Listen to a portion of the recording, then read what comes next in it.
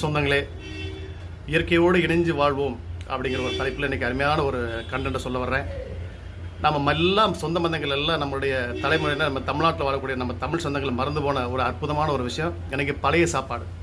இந்த பழைய சோறை நம்ம என்னைக்கு நம்ம மறந்து வாழ்ந்தோமோ நம்மளுடைய எல்லா வியாதிகளுக்கும் அது நம்மளை நினைவுபடுத்த ஆரம்பிச்சிருச்சு. இதுதான் இன்றைக்கி நடக்கிற சம்பவங்கள்.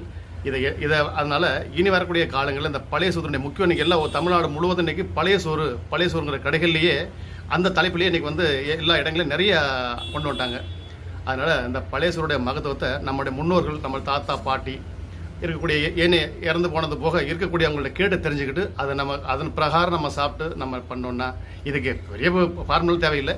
நம்ம பழைய சோறு, சின்ன வெங்காயம் போன்ற நம்ம பழைய மறந்து போன சாப்பாடுகளை, பாரம்பரிய உணவுகளை சாப்பிட்டாலே இன்றைக்கி நம்ம 100 ஆண்டு காலம் வரை நம்ம வாழ்ந்தாலும் இருக்கக்கூடிய காலங்கள் வரையாவது எந்த விதமான நோய் இல்லாமல் எஞ்சிய காலங்களில் சந்தோஷமாக நம்ம குடும்பத்தோடு வாழ்ந்துட்டு இருக்கக்கூடிய காலங்கள்